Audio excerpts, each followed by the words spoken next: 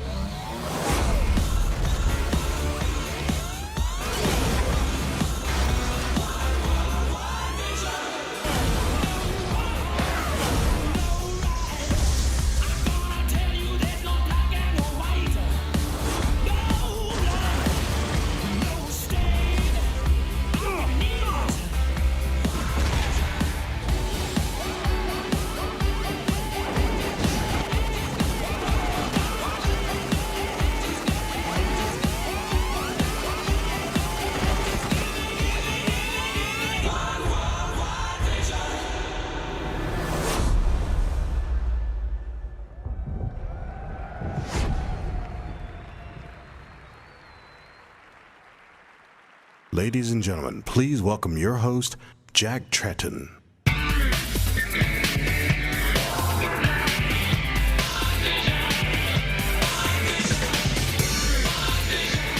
Wow. Thank God you guys showed up.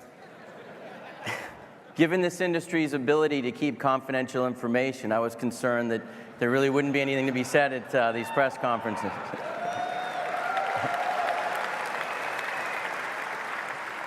And you know, we consider ourselves to be industry leaders at PlayStation, and press leaks are no exception. We are not going to be outdone by anybody. My heartbeat is redlining at about 230 beats per minute right now. I can't tell you the pressure it is to get up in front of a live television audience, probably 5,000 members of the industry and your press colleagues up in the upper balcony, down in the lower balcony. Really appreciate you guys all being here. But the biggest sense of pressure that I feel is trying to do justice to the 364 games we have coming out on PlayStation platforms this year. And you're going to see a ton of live code. Thank you. You're going to see a ton of live code on this screen that stands 40 by 80, and only the PlayStation 3 can show you the resolution you're going to see on a screen that size. So on behalf of everyone at Sony Computer Entertainment America, I want to welcome you back to the historic Shrine Auditorium. You know, we constantly have to remind ourselves that despite all the pressure, we're in the entertainment business. And if consumers are spending valuable and limited spare time on our products, then clearly we're being successful. And we're going to show you this morning why PlayStation is going to continue to be the mainstay of this industry.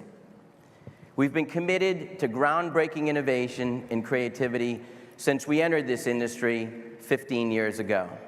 And today's presentation is a testament to those ideals.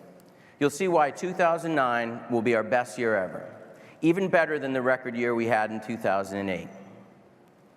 As the only player with 3 successful platforms at once, we provide an entertainment experience second to none. Something for every taste, every budget, and every need. All told, PlayStation generated more than 30% of total retail sales for the industry in 2008. It was a record year of growth and momentum for us, and it's just the beginning of what we expect in 2009. Back in April, we held a pre-E3 Gamers Day and showed some blockbuster exclusive titles we have coming out this year. And just by that short glimpse, many of you were saying that this was the best lineup on PlayStation to date. I know you're aware some of the industry's biggest titles are coming to PS3.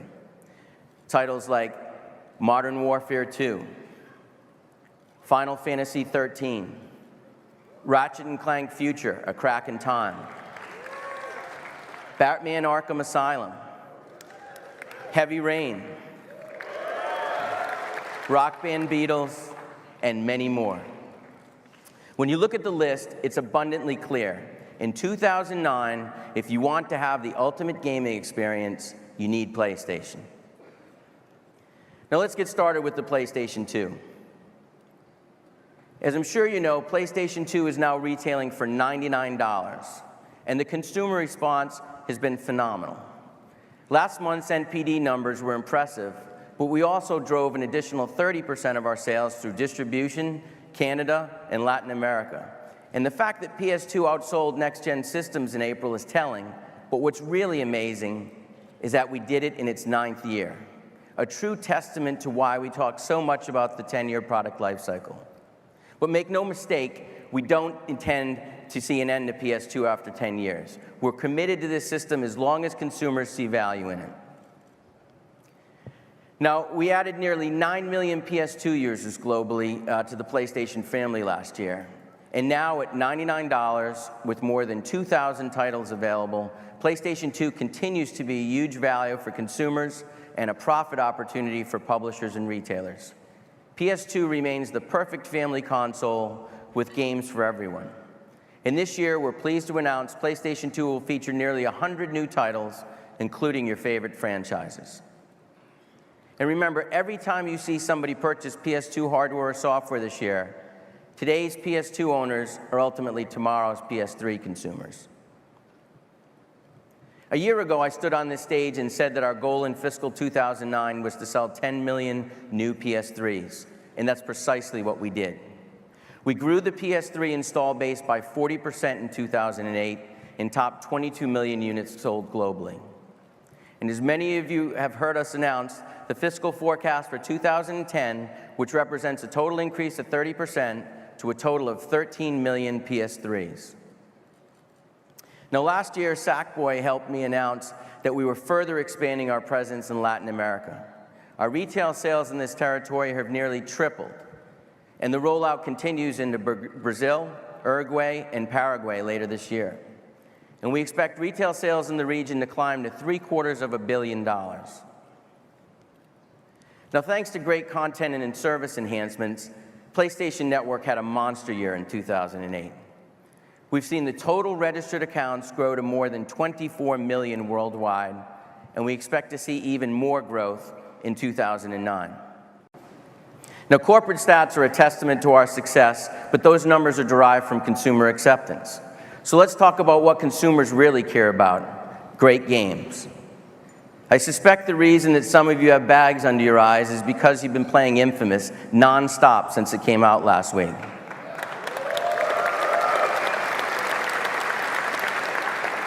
With ratings at 90% or higher at places like IGN, Game Informer, GameSpot, and Game Trailers, Infamous has quickly become this summer's biggest blockbuster title, and it's only available on PlayStation 3. It's one of the more than 35 exclusive titles coming out in 2009 that you'll only find on PlayStation. And PlayStation has always been associated with great games and the industry's best developers. And a team that's been near and dear to my heart since they created Crash Bandicoot on the original PlayStation is Naughty Dog.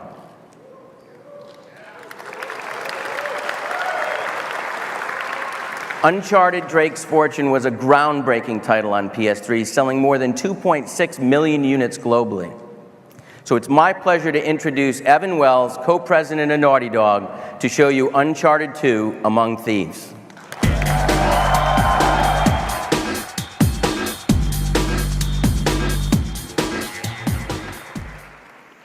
Thanks, Jack. Naughty Dog has had a 15-year tradition of pushing the PlayStation hardware to its limits, and we feel that Uncharted 2 sets the new gold standard in limit pushing, and it is easily our most ambitious project to date. Last month, we finally got to show you our brand new competitive and cooperative multiplayer modes that we've been working on for the past 2 years. And starting tonight, at midnight, you can join us in the Uncharted 2 multiplayer beta.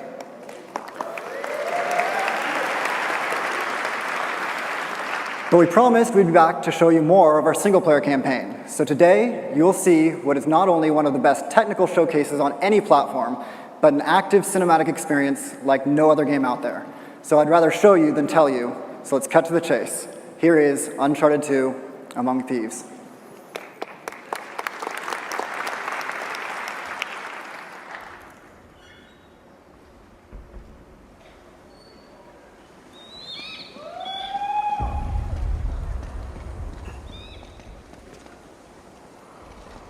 Okay, this way. What do you reckon? We're gonna have to climb that thing? Yeah, that's usually what happens.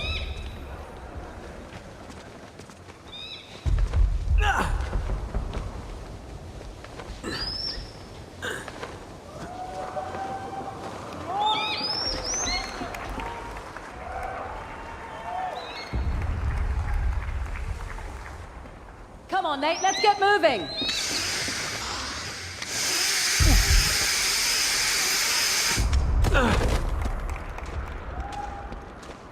Damn it. How the hell do we get across? Looks like we're gonna have to shimmy across that beam. Oh god, be careful. Holy shit.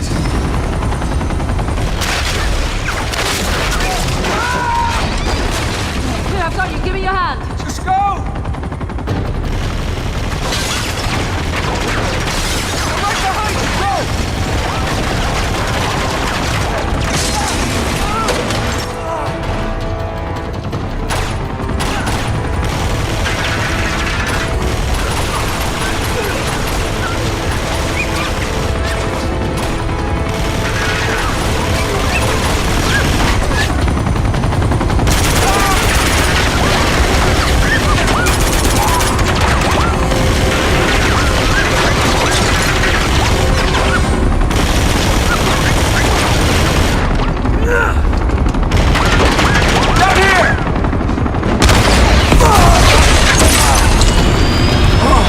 Get up, Nate!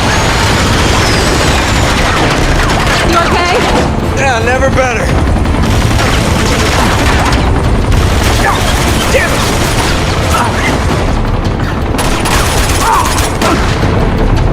Take him out! You're dead! This is over!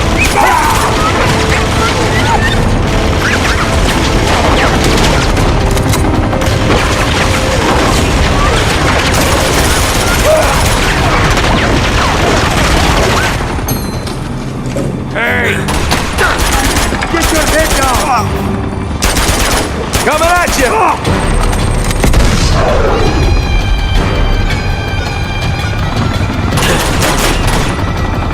Take cover!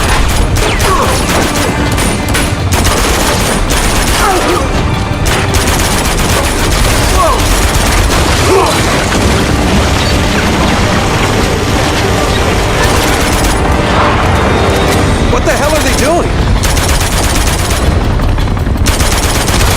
Ah, crap!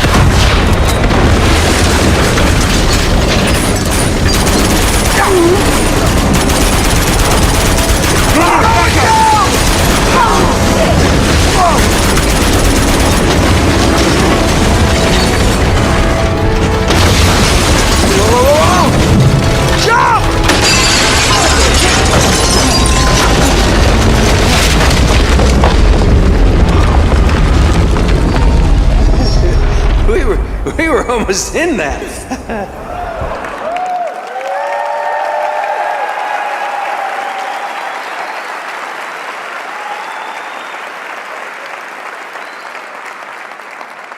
So be sure to check out more on Uncharted 2 in the Sony booth. Thanks, Jack.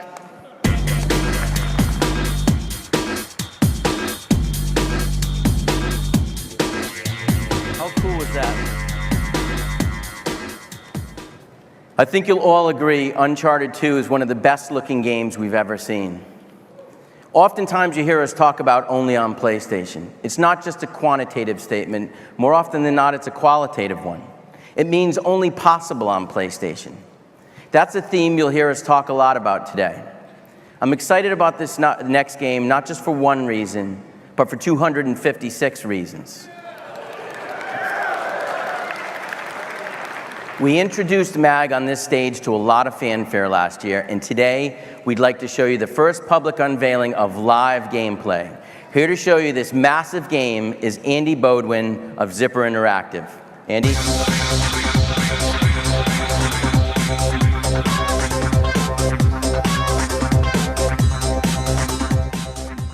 So it was about a year ago that I had the opportunity to tell you about the latest game we were working on in Zipper Interactive. That game is MAG, a new first-person shooter that pits 256 players against each other on the field of battle. Well, here we are. It's a year later, and I'm pleased to be here again, this time with 8 other members of the Zipper team. Not just to talk about MAG, but to show you a live 256-player MAG battle. So now, before we start, I want to remind you that every action you're about to see or hear, from the distant chatter of a machine gun being fired by a developer in Seattle, to an airstrike called in by a tester in San Diego, has been triggered by a real player. Now, the battle you're about to watch is a Raven assault on a Sever fuel depot. CJ Heine, MAG's lead level designer, is acting as our squad leader today. Now, if we take a look at CJ's command network interface, you can get a feel of the scale of this battle. CJ's squad of 8, along with other 3 squads in his platoon, must punch through a line of enemy bunkers, secure a forward landing zone, and push forward to the heart of the enemy facility. Now, if we pull back just a bit, you can see that his squad isn't alone. His platoon is one of 4 that make up the Raven company assaulting this base. Now, each blue dot you see is a live player participating in the battle right now. But remember that for each blue dot you see, there's also a red enemy, most of whom are currently undetected. So to start his assault, CJ is going to use one of his squad leader command abilities to call in a recon UAV to scout out those enemy locations. UAV inbound and on target. Now, unfortunately, the enemy has an anti-aircraft battery that's up and running, and it's going to shoot down his airstrike as it comes in. So he's going to have to go in with a little bit less information than he hoped and go from there. So these are all the squad members we see on screen that are up here on the stage today. They're going to move out. Siege is going to assign the first objective to his team, which is to assault a bunker. This bunker serves as a forward spawn for the enemy, so if they can destroy it, they'll manage to push the defenders back farther into the heart of the base.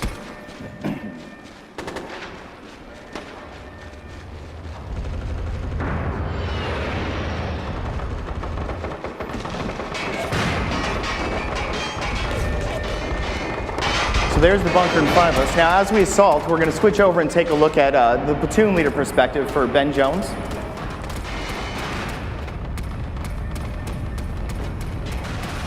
Now, these bunkers are very challenging targets. They have to go in, plant a charge at the base of it. They can attack the turret on top from distance, but if they have to get in close to plant the charge and defend that charge for a period of time while the defenders try to defuse it.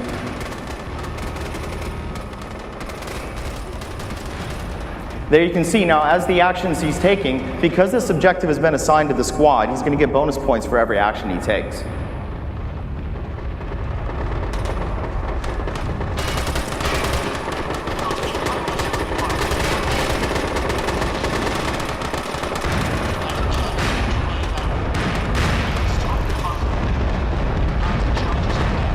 So now that they've managed to destroy that bunker, it's going to push all the defenders back farther into the heart of the base.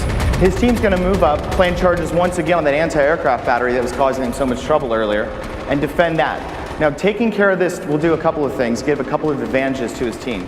First and foremost, it will allow the commanders to call in airstrikes as they battle, but it's also going to secure this as a forward spawn point for his team, which we'll see in a moment here.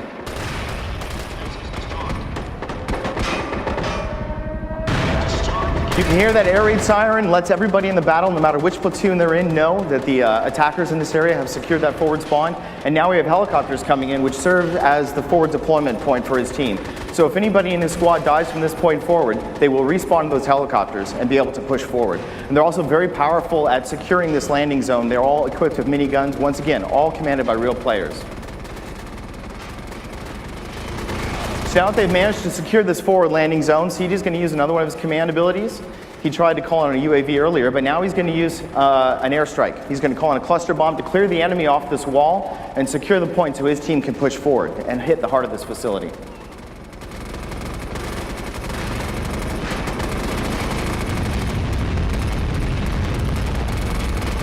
So obviously, devastating strike. It's cleared the enemy off this position. Now his team has a few moments before the enemies respawn, secure that wall again. So they're going to push in and set a foothold to push into the heart of the base where they'll link up with all 4 platoons for the final assault on this objective. Now I do hope you all were taking notes because we're going to have this game running live on the show floor for the next 3 days with full 256 players. Come down there, pick up a control, and join the battle. I look forward to it. Thank you so much.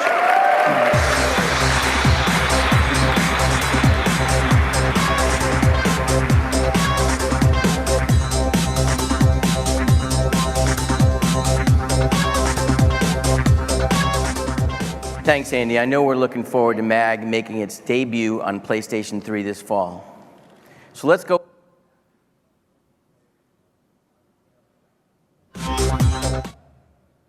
So let's go from massively multiplayer console gaming to our portable platform. When the PSP first came out 5 years ago, it was designed for portability and multimedia consumption. Over time, it became slimmer and lighter with a better LCD screen, and our content and services have continued to improve with it. We've added everything from applications like Skype and internet radio to nearly 400 PSP titles in North America alone, including many of the industry's most storied franchises. PlayStation Portable features blockbuster titles like Crisis Core, Final Fantasy VII, Star Wars Battlefront Renegade Squadron, Madden NFL 09, and of course, God of War Chains of Olympus. For gamers looking for a richer, deeper, and more engaging portable experience, the PSP has no equal. And last year, 15 million people came to the same conclusion, pushing our global install base to more than 50 million units. Over the past 2 years, much of that growth has been fueled by content offerings we've bundled with PSP, and this year will be no different. At Destination PlayStation, we announced a variety of entertainment packs for PSP, including bundles with Rock Band Unplugged coming out next week. The City of Final Fantasy will be launching on August 25th, and we follow that up with Assassin's Creed Bloodlines coming out on November 10th. We also outlined some of our plans to expand PSP to reach to a younger, more diverse demographic and further appeal to teen and tween girls. For starters, we're working with Disney to launch a Hannah Montana bundle, compete with a lilac-colored PSP this July. Just sold a few right there, that's awesome. We're bringing a host of other content to PSP for this audience later this year, including Pets, Loco Roco 2, Patapon 2, and Rock Band. Not to mention a lot of great movie and TV content from partners like Disney and Nickelodeon. Not only do we have something for everyone from a content perspective, but when paired with PlayStation 3, PSP is in a class all its own, and it's a true game changer for the industry. To tell you more about this vision, I'd like to introduce the president of Sony's Network Products and Services Group and the president and CEO of Sony Computer Entertainment, Kaz Hirai.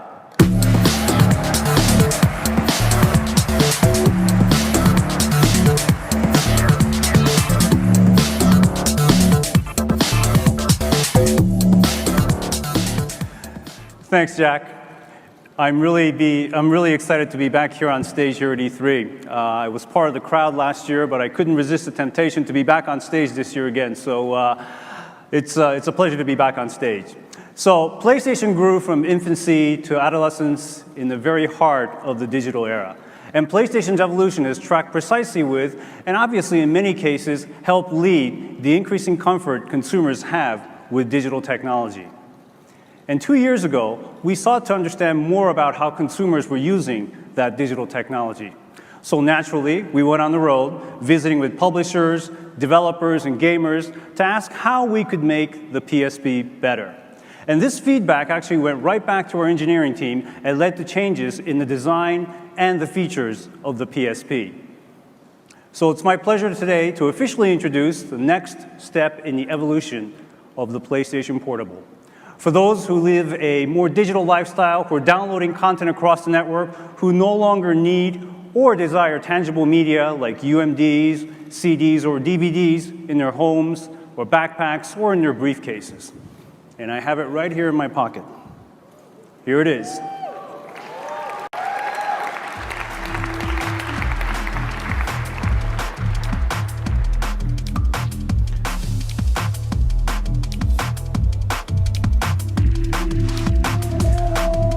We actually have a couple of names for this beautiful little device. First, we call it the worst kept secret of E3. And we call it Psp Go. Psp Go represents a new evolution of PSP, specifically designed for the digital lifestyle. And let me be very clear, the Psp Go will not replace the Psp 3000 or the UMD. And we will continue to support and market the Psp 3000 alongside the Psp Go. For users of digital content, it represents an object of desire as well as an object of functionality. It's got a great screen, the same great operating system, integrated Wi-Fi, and plays the same terrific games. But its size is really built for the digital consumer. In fact, the Psp Go is actually more than 50% smaller and 40% lighter than the original Psp 1000. So the Psp Go is designed for the digital lifestyle, offering 16 gigabytes of internal flash memory to store plenty of games, videos, music, and of course your photos. And you'll be able to download games and movies and other content from the free PlayStation Network using the Psp Go's built-in Wi-Fi. And as you can see, the Psp Go also has a slide-out feature for the controls, integrated Bluetooth technology, and a new memory stick micro media port, also known as M2, for adding even more memory to the system. And as Jack mentioned, 2009 will see more big franchise titles released on PSP than any other time in the history of the PSP platform. But we're also working to make the experience easier and more enjoyable. So for starters, today we're launching a new application used to access the PlayStation Store on the PC that makes it so much more easier to manage your content across your PC and your PSP, and it's called Media Go. Media Go has replaced the current version of the Media Manager and is now the application used to access the PlayStation Store directly from your PC. It makes content transfer of pictures and movies and music that much easier with really a much more intuitive interface. And clearly, the ability to consume all forms of media on the PSP is very crucial. And we have seen an increase in music usage on the PSP system recently, and in response, we're going to introduce a new application specific to the PSP. And this application is called Senseme. So incorporating a 12-tone technology recognition system, Senseme will analyze your music library to deliver a playlist based on the moods that you select. Launching on PSP and PSP Gold this fall, Senseme really enhances the music experience so that you can easily enjoy the mood and the tracks to fit your mood and occasion. And this year, continuing the momentum that we've built for content on PSP, we're going to also lower the price of the PSP toolkits. Specifically, as part of a longer-term program, it will be an 80% reduction in the cost of the tools, allowing more developers as well as individuals to put even more great content on the PSP. What all of these things I'm talking about today have in common is this. They're all designed to bring new content to PSP from games, videos, and music, and make it a whole lot easier to connect directly wherever you go. And most importantly, all PSP titles moving forward will be digitally distributed via the PlayStation Store and at retail via UMD as well. Now, we know that all PSPs on the market are able to connect and store downloaded content, and we also know that many existing PSP owners still want to buy a physical product. So whether your device of choice is the Psp 3000 or the Psp Go, all of the services and features and functionality are there in every device, and we're constantly looking to strengthen the experience and provide the best content that is available. So ultimately, the Psp Go is one more proof point that PlayStation offers the future of entertainment technologies. The Psp Go will be available in stores in North America and in Europe at the same price point that we launched the original PSP. What does that mean? It'll be $249 and 249 euros and available on October 1st in North America and in Europe. And for 26,800 yen on November 1st in Japan. So with Psp Go living side by side with the Psp 3000 at $169, there's a great choice for everyone looking for entertainment on the go. Now let me talk a little bit about the video delivery service. At E3 last year, we launched a video delivery service that seamlessly delivered content that can be enjoyed in your living room or on the go. And since its debut on this stage last July, the video delivery service has had more than 1,900 movies and now more than 9,400 TV shows available. And starting today, I'd like to announce that the video delivery service will be available natively on the PSP as well. Thank you. Now it's going to be easier than ever to download video or gaming content directly to your PSP. And we're also in the process of adding more content to the PlayStation Store as well. And we've signed partnerships with a host of new providers, and today we'll be launching content from Showtime, G4, E, HDNet, Stars TV, TNA, Magnolia Films, and a variety of new anime as well as sports partners as well. So the bottom line is this. There will be more content that is easier to get onto your PSP. And as Jack said earlier, PlayStation has something for everyone wherever they want to go. Ladies and gentlemen, please welcome the founder of Polyphony Digital and the father of Gran Turismo, Kazunori Yamauchi.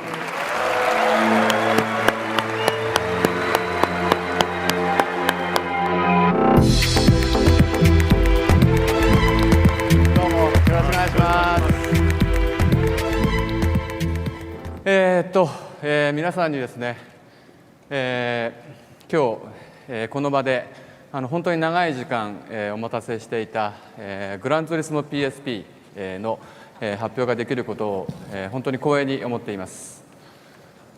To everyone, I am very honored here today to be given this opportunity to announce Gran Turismo Psp that I know everyone has been waiting for so long. ですね、今ここで実際にグランツーリスモ PSP が、動いています。As you can see here, Gran Turismo is running on the small Psp Go. 小さなPSP Go ですが、中に入っているグランツーリスモは、フルスケールのものです。The Psp Go is a very, very small piece of hardware, but what the Gran Turismo that's running inside it is a full-scale Gran Turismo. 60フレームパーセカンドで動いてますね。It's running at 60 frames per second. 簡単に、グランツーリスモ PSP の内容を皆さんに紹介しましょう。Now, I'd like to take this opportunity to talk a bit about the game. まずゲームのスケールですけれども、このグランツーリスモ PSP には、800台以上の、車が収録され、35コース、60レイアウト以上の、景観トラックが収録されます。Regarding volume and the scale, Gran Turismo Psp contains 800 cars, 35 tracks, and 60 layout variations of those tracks. ゲームモードについてはですね、例えばシングルプレイヤーモードでは通常のレースに加えてタイムトライアル、それからドリフトトライアル、それからグランツーリスモの伝統的なゲームモードと言ってもいい、ライセンスを含むミッションチャレンジモードが搭載されています。Single player mode contains standard races, time trials, and drift trials, and there is a mission challenge mode that includes the legacy license mode of Gran Turismo, where you can learn your driving skills. このグランツーリスモはですね、小さいマシンには入っているものの、決してサブセットではない、フルセットのグランツーリスモであるということですね。In that respect, though it is running on such a small piece of hardware, this Gran Turismo Psp actually offers a full-sized Gran Turismo experience. This is not a shrunken down subset of the series. それからですね、この持ち運べる、プレイステーションポータブル、ならではの機能として、アドホックモードを通じた、最大4人までの対戦機能があります。In addition, we've added features especially suited for a portable system like this PSP that utilizes the ad hoc mode, enabling you to race together with up to 4 players. それからグランツーリスモ PSP ならではのユニークな機能として、同じアドホックモードを通じてプレイヤーとプレイヤーの間のガレージの内容をですね、お互いに車をトレードしたり、あるいはシェアをしたり、そういうことができるようになっています。And another feature that is also geared specifically for the PSP is the trading and sharing of cars between your garage and the garages of other players.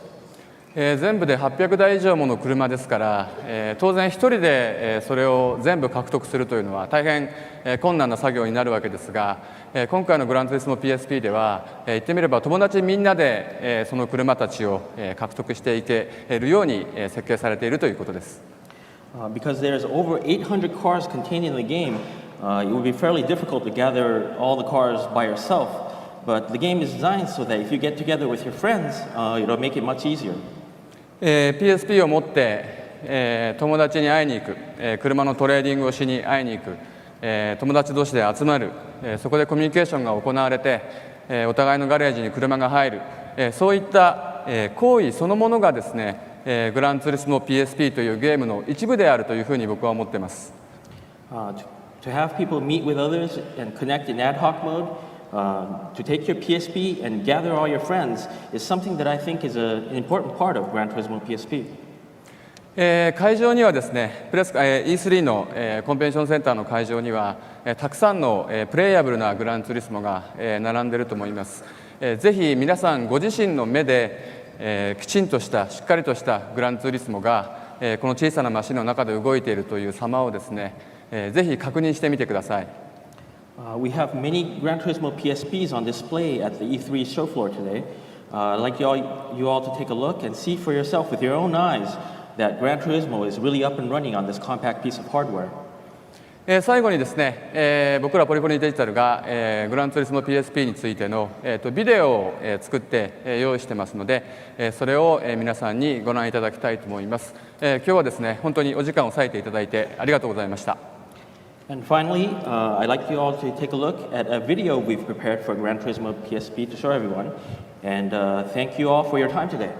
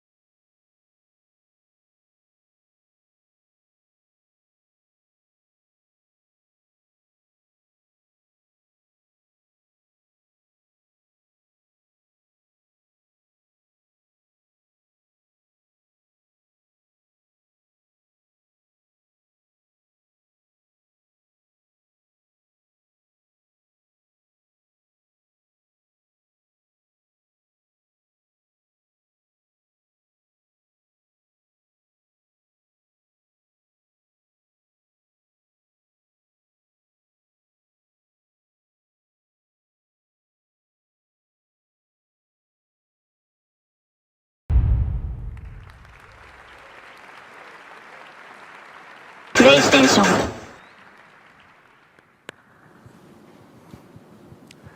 Thank you, Kazunori, and I look forward to having Kazunori share some of the cars he has in my garage, or his garage, with the cars that I have in my garage as well.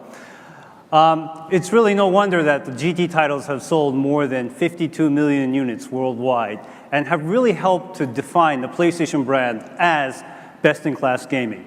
And we're looking forward to the industry's best driving experience coming to the PSP this fall, October 1st, to help celebrate the launch of Psp Go. And now, quality and authenticity means everything in this industry, especially when it's coming from the Metal Gear Solid family. Yeah.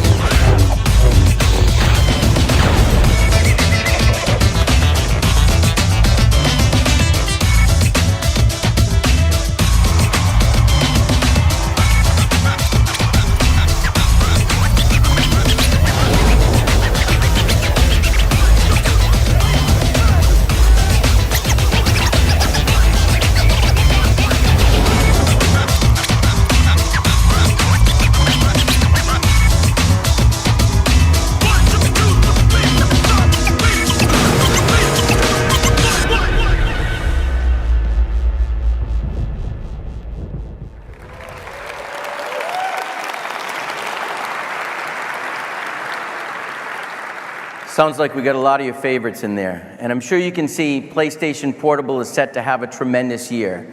A lot of content and services we've been talking about have one thing in common. They're all part of the PlayStation Network. PSN comes to E3 with momentum on our side. It now has more than 24 million registered users around the world, including more than 11 million in North America. These consumers have downloaded more than 475 million pieces of content worldwide.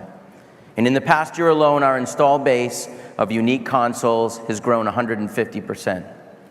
There's more than 200 titles currently available on the PlayStation Store, and more than 90 of them are exclusive. One of the biggest strengths of the PlayStation Network is that its connected PS3 and PSP consumers have a direct relationship with us and millions of gamers around the world. Free Wi-Fi in every unit makes it easy, and free connectivity to the PlayStation Network makes it painless. With PlayStation Network, you get tons of additional content, connectivity, and community interaction with no hidden fees. In addition, we're adding nearly 50 PS1 classics to the PlayStation Store starting this year, and starting today with the launch of Final Fantasy VII.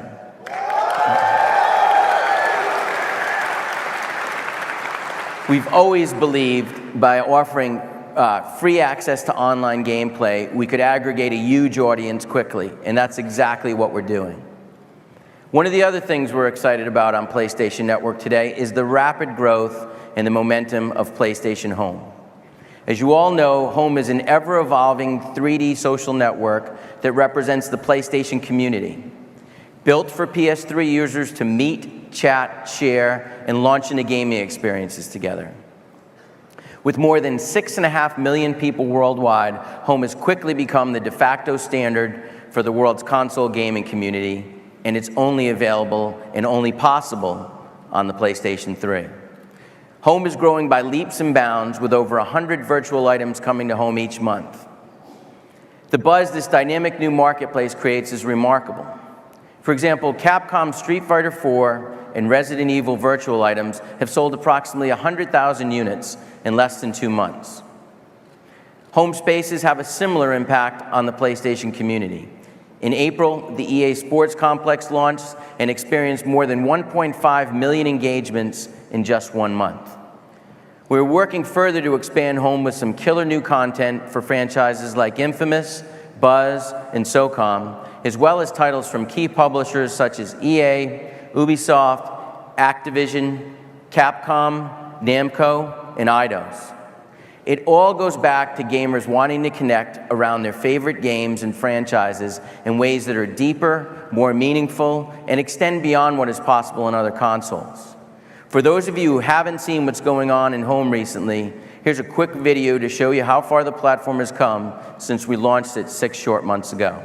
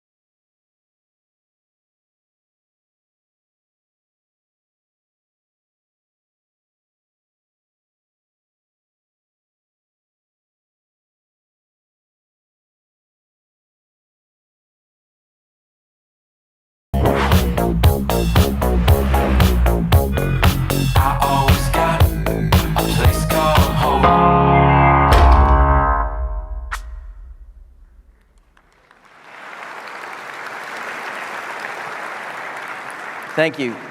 Just so you know, I'm the guy with the mohawk and my handle's Mr. T, so maybe I'll see some of you guys out there. You've heard it from us time and time again. 2009 is going to be all about content on the PlayStation 3. As I said at the beginning of the presentation, it's virtually impossible to do justice to all the great content coming to PS3 this year.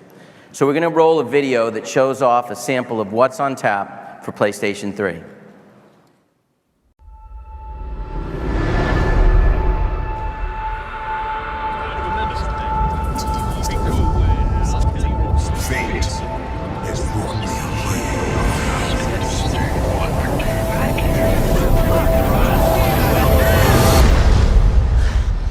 I'm sorry, do you have a plan to go along with that grenade? Yes, I do.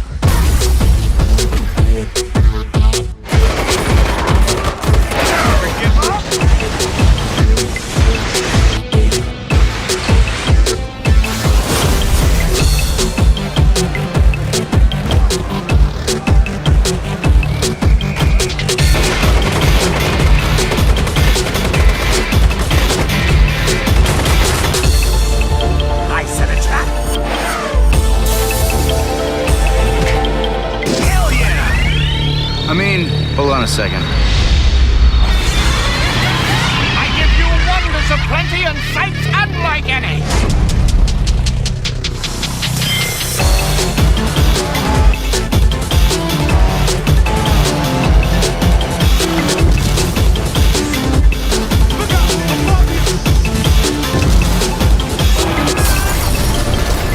You must be Genshin.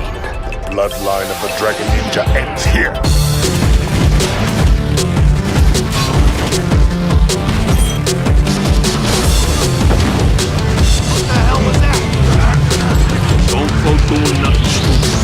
It's not just me, it is getting hot in here.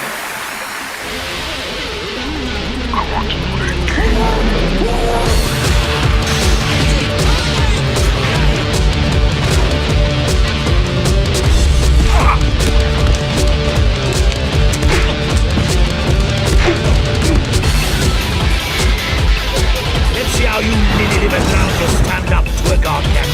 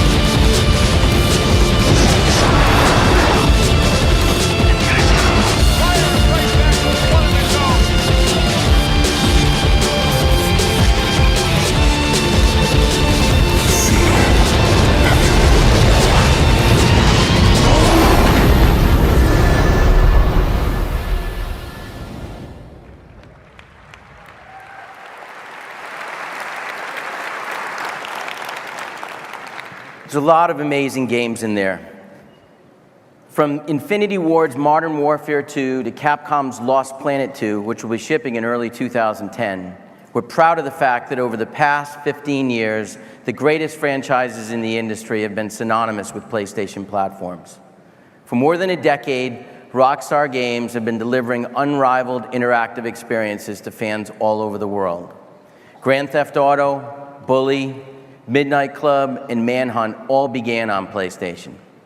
Today, we'd like to announce a new property coming from Rockstar North. It's called Agent, and it will be exclusive to PlayStation 3.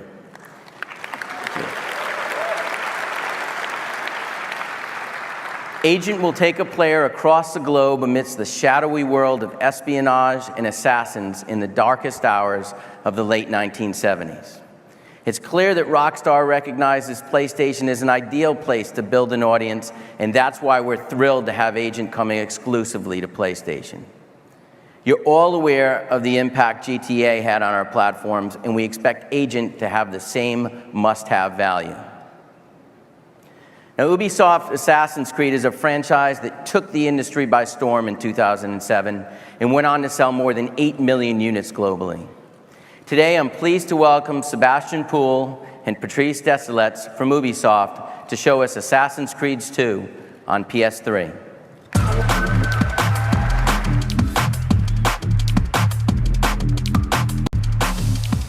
Hello everyone. I am very happy and excited to be here to present you Assassin's Creed 2. The original vision of the Assassin's Creed universe needed a sequel, and here it is. The general direction I gave to the team for AC2 was quite simple: diversity. Give players more options in all aspects of the game. This demo will give you a glimpse of what to expect. Sébastien?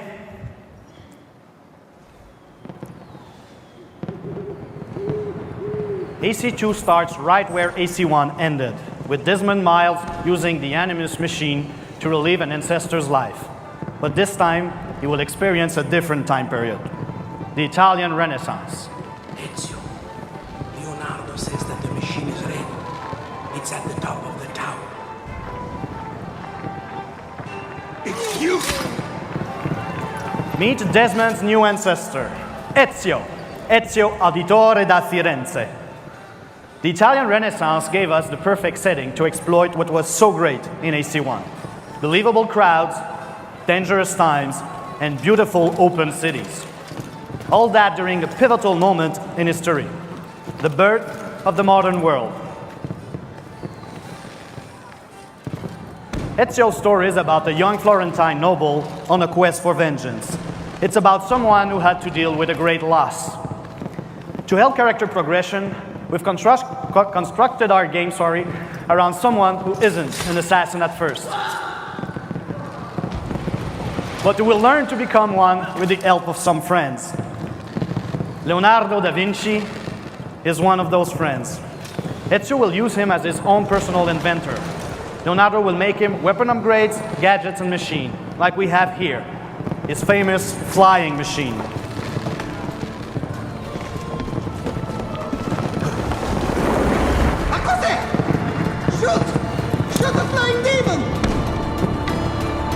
The flying machine is a good example of the diversity of experience found in AC2. The fires that you see around Venice give speed and altitude to the glider. And Ezio can even take some enemies down his path.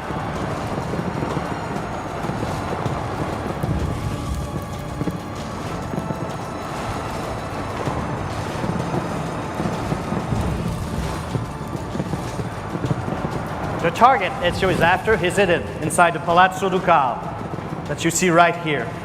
And the only way to get to him is from the sky.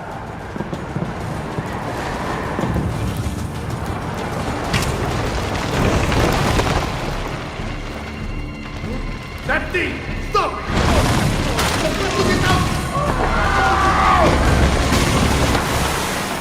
Il diavolo! Il diavolo è venuto a portarci via!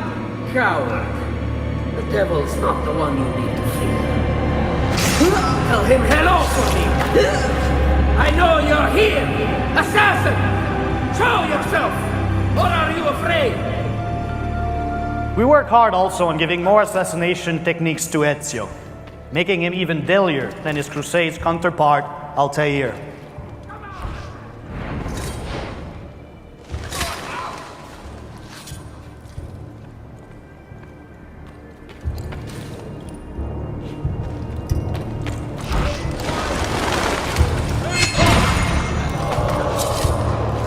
Good use of the double hidden blade here, Sebastian.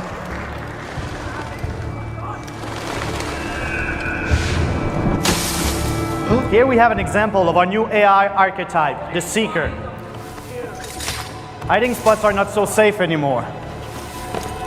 There he is! Portatemi la sua testa! We wanted Ezio to be an assassin before being a warrior, which is why he is so good with his bare hands.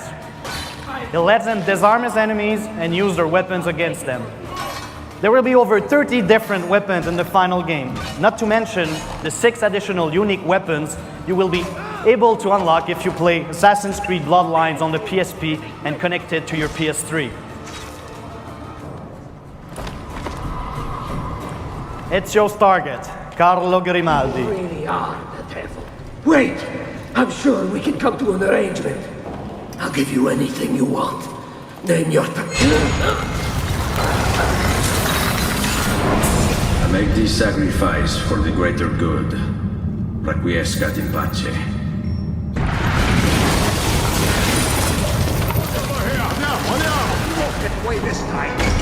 So you're surrounded. Let's use a smoke bomb. Just another example of the diversity of tools you will have at your disposal.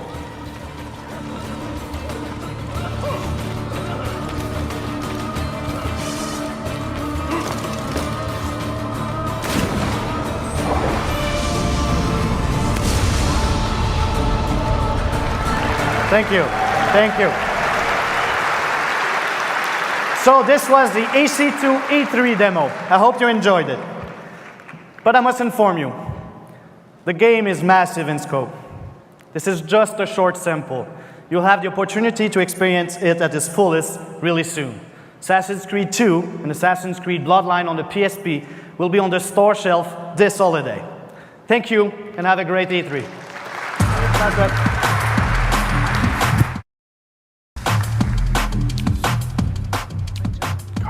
Thanks very much, Sebastian and Patrice. Clearly, the interoperability between the PS3 and the PSP is a key component to franchise extension. It truly differentiates the PlayStation, and we're glad to see Ubisoft incorporating that into Assassin's Creed franchises across PSP and PS3. Now, if there's ever been a franchise that has more consistently raised the bar with every single new fantasy, it's the dream workers at Square Enix that have brought us more than a dozen different versions of the Final Fantasy epic. You all know Final Fantasy XIII will be coming to PlayStation 3 in the spring, and I'd like to show you a video they've prepared to whet your appetite.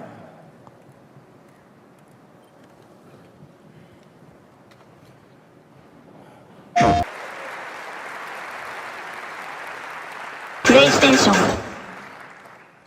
We're very excited about Final Fantasy XIII, but Square Enix isn't stopping there.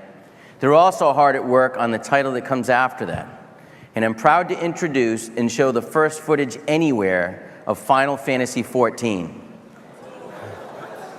And PlayStation 3 will be the only console you'll be able to play Final Fantasy XIV on when it launches in 2010.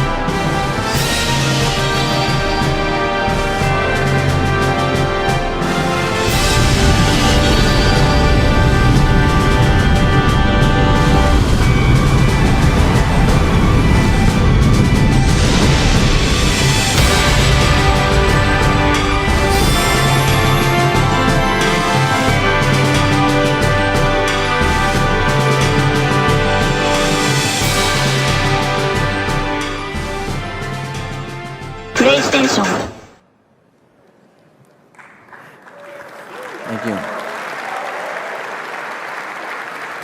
So there's one that didn't leak out, huh? We've shown you titles for hardcore gamers, teen and tween girls, and everything in between, on all 3 platforms. We're not just here to talk about what's coming this holiday season, but what's going to keep everyone excited for the next few years. Motion-controlled gaming has been a phenomenon that's been attracting a great deal of consumers the last few years. And we know a little something about this space as we introduced the first true motion controller back on the PlayStation 2 with iToy. Shortly after the launch of PS3, we introduced the next generation camera that was designed for both gaming and video conferencing via PlayStation Network. This technology will continue to grow in many ways. We're working to create an experience that is much closer to real life than anything you've ever seen. I'd like to invite Dr. Richard Marks and Anthony Mikhailoff, creative forces behind the PlayStation Motion Controller, to help show you a bit of what I'm talking about.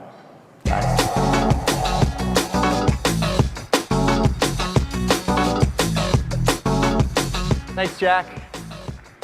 It's been a few years since I was up here on the stage at E3, showing you the first true motion controller, the PlayStation 2 iToy. As an engineer, I'm very excited about the technology we're going to show off today. It far surpasses anything you can get on the market now. We've been hard at work on this interface technology for a few years, and our goal is to add to the PS3's interactive capabilities. We want to enable a completely new set of experiences for PlayStation 3. So, what I have in my hand here is a prototype of a new controller. Its final look will change, so I want to stress this is an engineering prototype. But it has a variety of buttons and internal motion sensors, but its most distinctive and cool feature is the glowing sphere on the end that the PlayStation Eye can track. Imagine you're playing an RPG game, you choose Fireball spell, the color in your hand changes, and then you throw to cast your spell. But rather than listening to me just talk about it, let's get started showing you some tech demos of what this thing can do. We're not going to show any video at all. Everything you're going to see is live technology demonstration. Anton's going to demo, and I'm going to explain what's happening on screen. Hey, guys. So actually, I want to point out, on the sides up here, you can see video from different angles of Anton as he plays.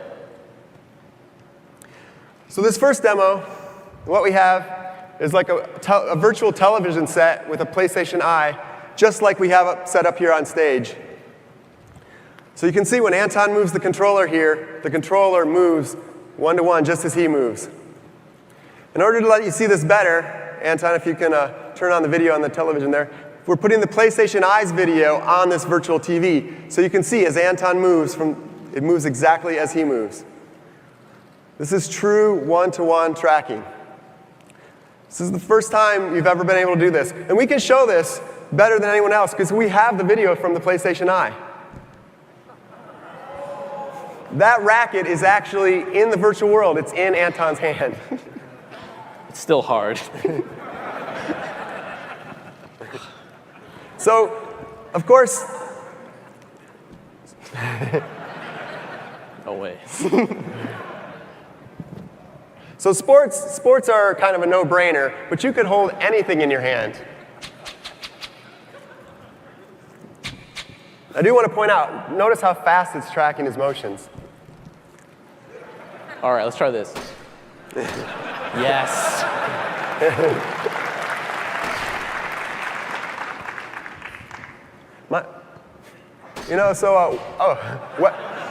Weapons are always good. Especially large ones.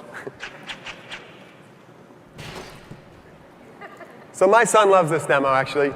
You can imagine if he could be Ratchet and he could hold Ratchet's weapons in his hand while he plays. He would die for that.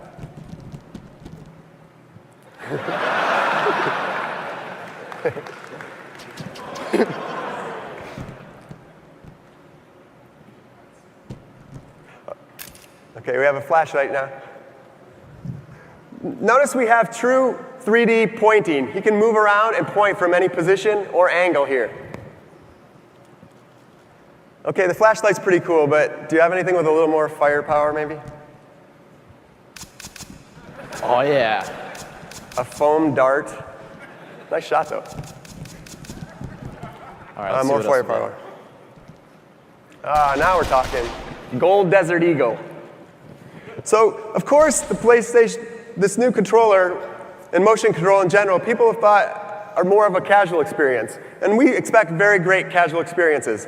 But we also want to enable some more gamers games. We think that'll be a great use of this controller, too. So if you want to switch to first-person shooter mode, Anton can actually move around the room and point and shoot things. My hands weren't so jittery I could actually hit something. We learned from iToy that buttons are needed for some experiences.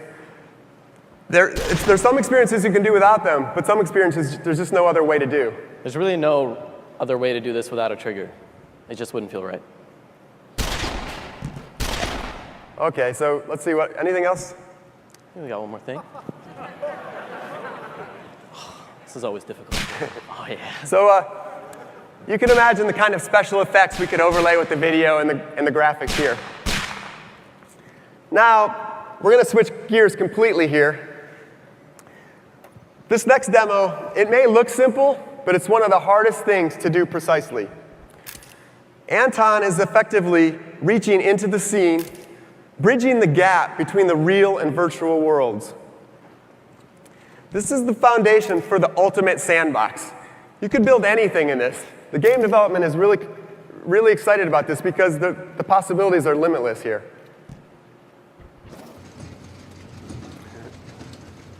Another thing that's really difficult to do in a virtual world is drawing. And in particular, writing requires extreme precision. The tip of that pencil Anton's using is being tracked at sub-millimeter accuracy.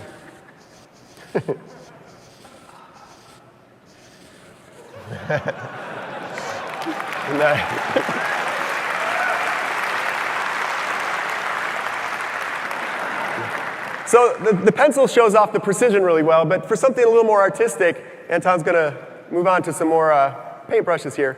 He's actually metering out the amount of paint that's being put on the canvas using the analog trigger right now. Nice.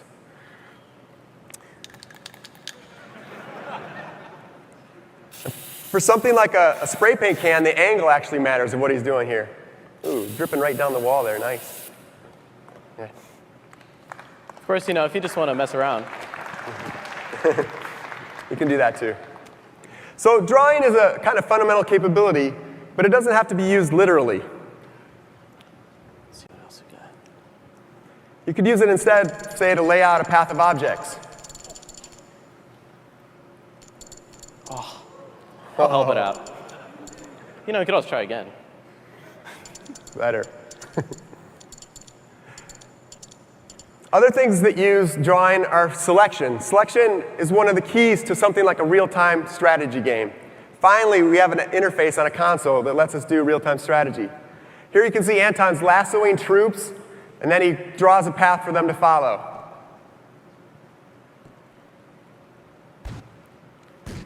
You can imagine using this for other kinds of games, like football. You could draw out the route for a wide receiver to follow.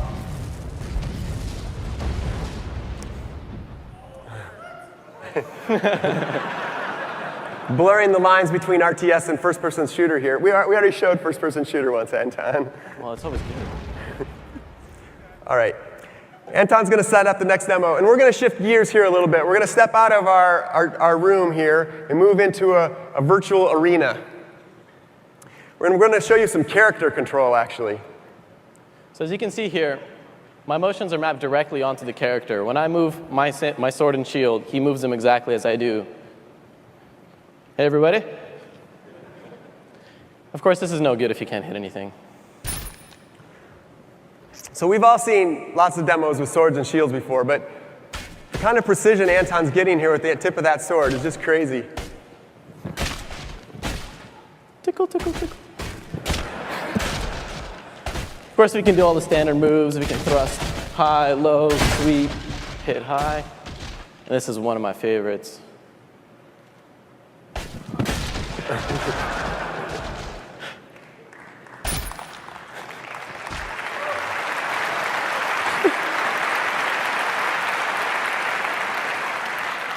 How many years of kendo was that? You can also use it in a defensive posture, too.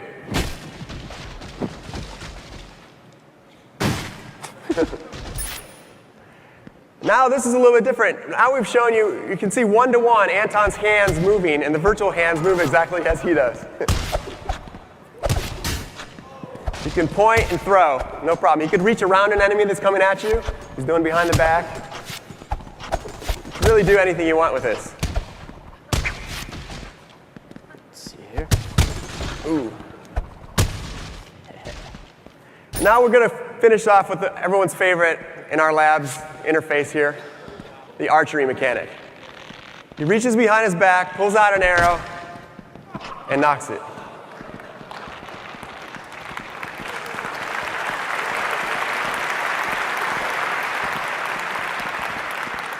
Of course, the tension on the string matters, so the farther I pull it back, the more power I'm going to launch into this guy.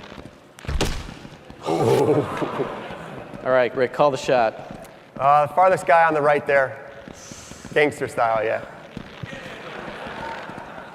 Oof. Steady. Let me see if I can. Oh. Nice.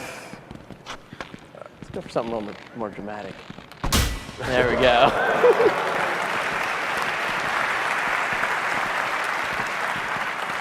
All right, last shot, last shot. All right. If you can't see here, Anton's actually dropping down to one knee, Robin Hood style, to finish this last shot. Camera has no problems tracking him when he does that. All right. Well, I hope these real-time tech demos sparked your imagination. It certainly sparked the imagination of our development community. We're looking forward to sharing more about the motion controller with you in the near future. Thank you, everyone. Thank you.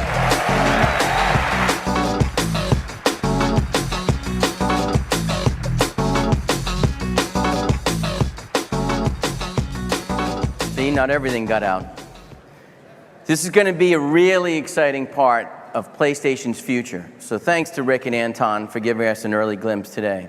Everyone should expect to hear more about PlayStation Motion Controller in the future and prepare for a launch in the spring of 2010. One of last year's biggest sensations was Sackboy and Little Big Planet. And since its launch last November, we've seen over 900,000 user-created levels played more than 200 million times. There's a lot more in store for Little Big Planet in 2009, including a Little Big Planet game coming to PSP and lots of new licensed content. Imagine dressing up your Sackboy as a member of your favorite Disney characters, including Jack Sparrow from Pirates of the Caribbean, Cinderella, or even Mr. Incredible. And we'll be rolling out these costumes and more from Disney Interactive Studios on the PlayStation Network starting this fall. Now, you may remember Little Big Planet's tagline from a year ago, play, create, and share. It's also something you can sit down and play with your 6-year-old daughter or your hardcore gaming friends. That was never intended to be just a tagline. It was the beginning of a whole new genre, something you could find only on PlayStation. And this is the first time where user-generated content, social networking, and gaming have come together in one place. PlayStation is in the best position to evolve this category, and I'd like to introduce a new franchise today, our second, and one that is also exclusive to PlayStation 3. I'd like to welcome William Ho and James Grieve from United Front Games to show you the next great title in play, create, share genre. We call it Mod Nation Racers.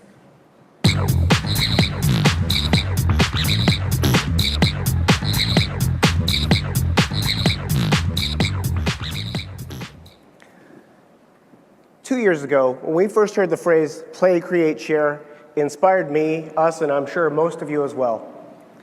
It is much more than a catchphrase. It is a full-blown genre on the PlayStation. So what does play, create, share mean to a racing game designer like me? Well, I dream of a fresh racing adventure that anyone can pick up and play every day, that empowers everyone to imagine and create whoever, whatever, and wherever you want to race, and invites everyone to the party, whether you're with old friends in your living room or meeting new friends online. So today, we're proud to introduce to you Mod Nation Racers. It's a thoroughly modern take on classic kart racing. It's made only possible on a console as powerful and versatile as the PlayStation 3. Before we get to some racing, let's meet the racers of Mod Nation. I'm sure you've all seen these urban vinyl collectibles and designer toys made by companies like Tokidoki and Kid Robot and others. And what I think is really cool about them is artists you've never heard of before are expressing themselves in unlimited styles and becoming superstar designers in the process. So what we do in Mod Nation Racers is we empower you to express yourselves and to become superstar designers yourselves. So I created this character. His name is Monkey Butler. I've always wanted to have a Monkey Butler. I think he's pretty cool. So I've saved him, I've uploaded him. All of you can download Monkey Butler and rate him. How'd you rate him, James? Not too high, Will, not too high. I don't know what's with you and this monkey guy. I think I got another outfit for him here, though. I think that's a little better. That's cruel. So what kind of mod would you want to be, smart guy? Let's take a look. Let's see what we got. This guy's pretty cool. I don't know, though. He's not for me, though. I think I'm going to go with this guy. Yeah. Okay, he's pretty cool, but you're going to put him in my pink dune buggy, which I think's all right, you know. Pink is the new brown. You got to like it. This guy needs a real race car, man. I'm sure we've got something better for him in here. Still a little pink, I think. Maybe we'll go with this guy. All right, that's a nice ride, James. I respect that. So while you're preparing for your race, I'm just going to tell everyone here that these are just a few of the unlimited number of combinations that you can make in the game yourself. You can create, you can share, and remix them. So here we are in the game. Let's have some fun. Let's hit the track. When we set out to make Mod Nation Racers, we wanted to make the most gorgeous, most physical, most interactive kart racing game you've ever seen. It starts with the graphics. We're harnessing the full power of the PS3. The results speak for themselves. We're also using real-time physics everywhere. The kart handling just comes alive. Surface changes like this old rickety bridge just feel right. And kicking your kart into drifts just feels sweet. All without sacrificing pick-up and play control. We've got some weapons here. We've got a full arsenal of weapons that we're introducing. Some with familiar play mechanics, others from our secret labs that we're developing. Up ahead here, take them out.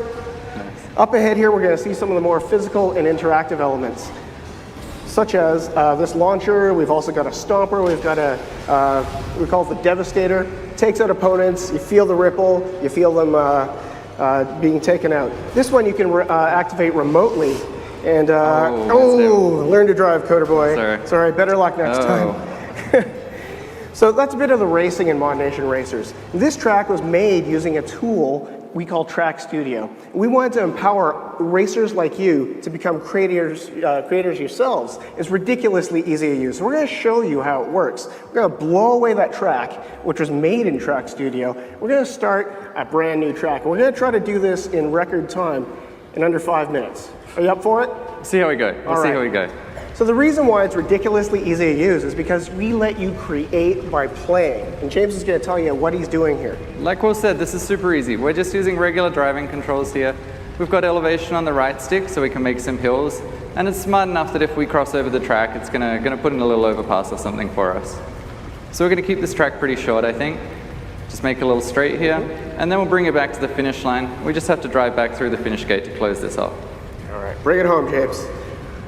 So as he closes the loop, what's happened here is in seconds, he's actually made a brand new functional racetrack. And as he enters test drive mode, we spawn AI opponents and he's racing and he's finding out how fun his track is right away.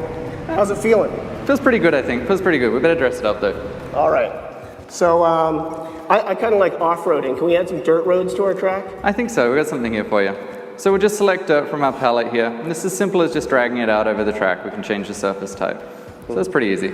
All right, now we got to put in a background. Why don't we start with some mountains? Can you make some really big mountains? I think we can do that. I'm a fan of big mountains. I think we got something here for you.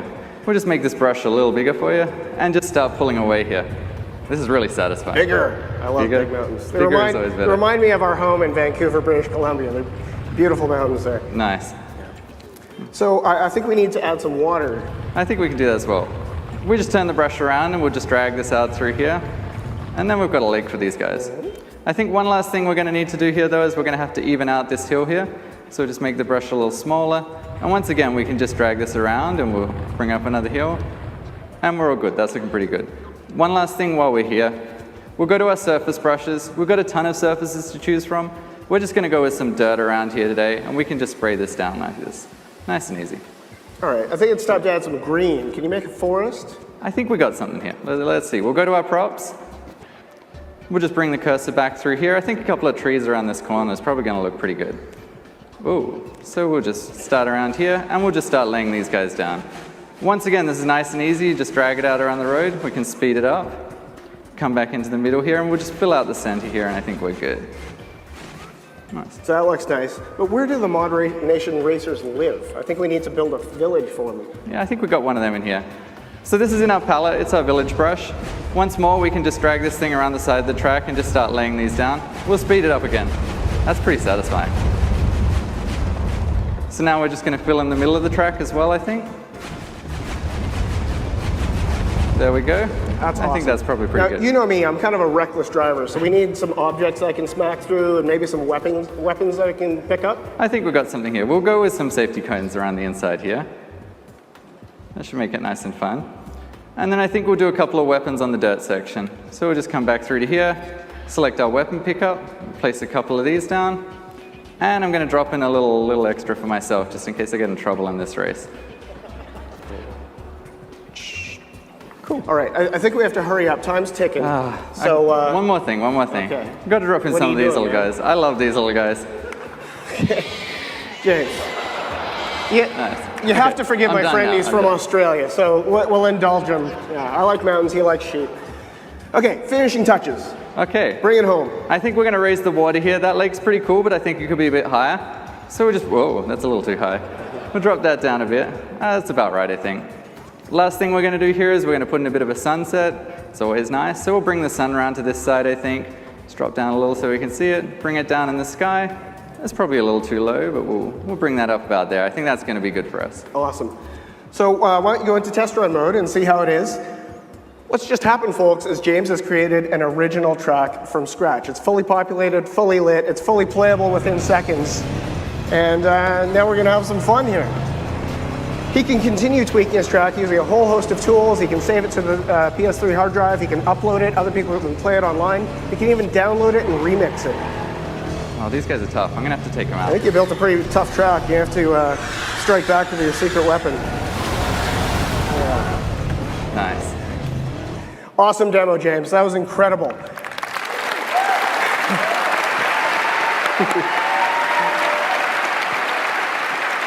To keep the faith there, James, even I didn't think you were going to get it done in 5 minutes. But I do my best. You know, it would be amazing to see what you or anyone else here could do given more than 5 minutes on a stage here. So that's just a brief introduction to Mod Nation Racers. And the passionate team back at United Front Games in Vancouver is working really hard on dreaming up more features that we're going to tell all of you about in the coming months.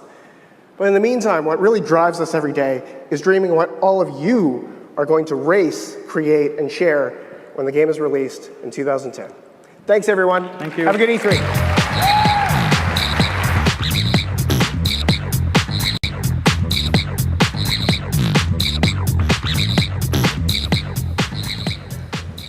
Thanks very much, William and James.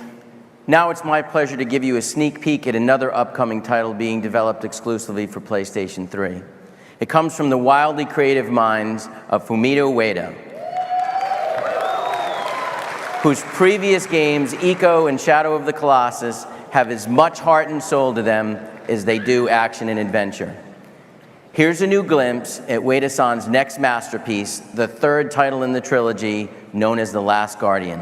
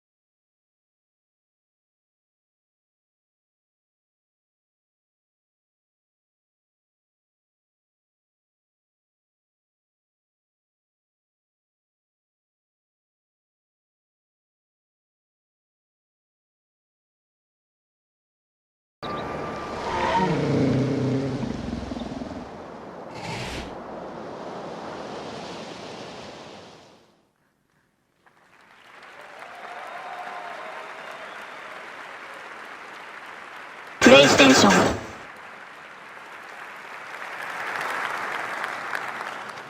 Now, 15 years ago, I don't think anyone could have dreamed how this next game would drive PlayStation sales into the stratosphere. Ladies and gentlemen, please feast your eyes on a short tease of Polyphony Digital's Gran Turismo 5.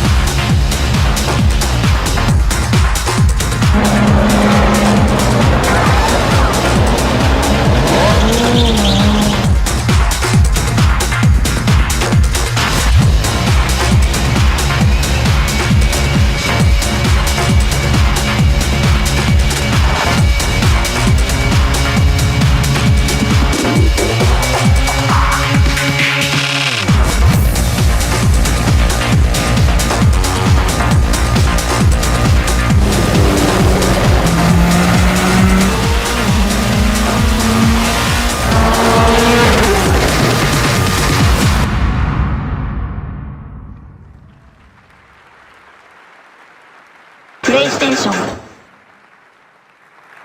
And speaking of game experiences, it helps separate PlayStation from every other console out there.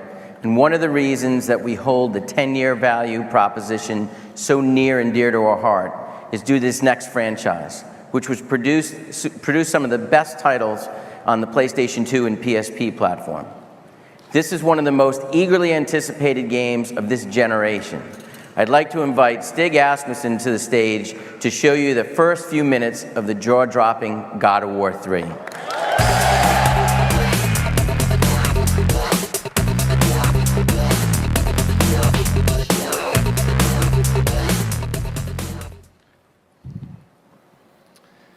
We at Sony Santa Monica Studios are excited to be able to present this live demo of God of War 3. God of War 3 is the final chapter in our fantasy trilogy based on the dark side of Greek mythology. We will see how the story of the gods, titans, and Kratos ends. Kratos' sole purpose is to exact revenge on Zeus and all of Olympus, and he will do so in the most brutal fashion.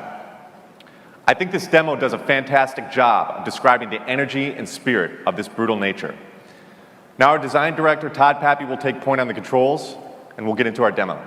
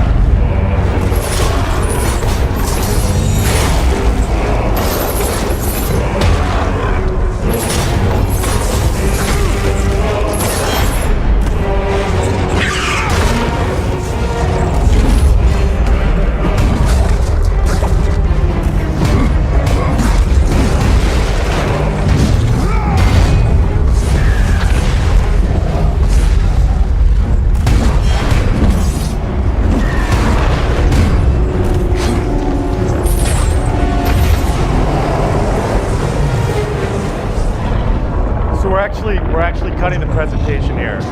I think it's best that everybody gets their hands on it. But the demo is now live on the show floor, and we have an extra 20 minutes of gameplay so you can see how it ends. God of War 3 is due for release March 2010. Thank you.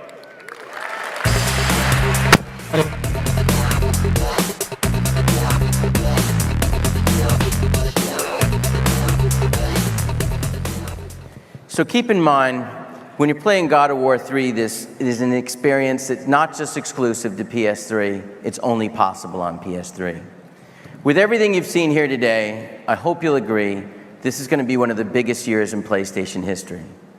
Other companies ask you to imagine the future of gaming, and it's been our pleasure today to show you the future of gaming. It goes without saying that we're extremely proud of the lineup on our platforms this year. With everything from Blu-ray gaming to downloading and bringing your favorite content with you on the go, PlayStation is synonymous with innovation and entertainment. I assure you that we will never become complacent despite what we've accomplished, and we intend to ensure that when you think about great gaming, you think PlayStation. Thank you so much for your kind attention today and all the support you've given us through the years. I look forward to seeing you again soon. Thank you.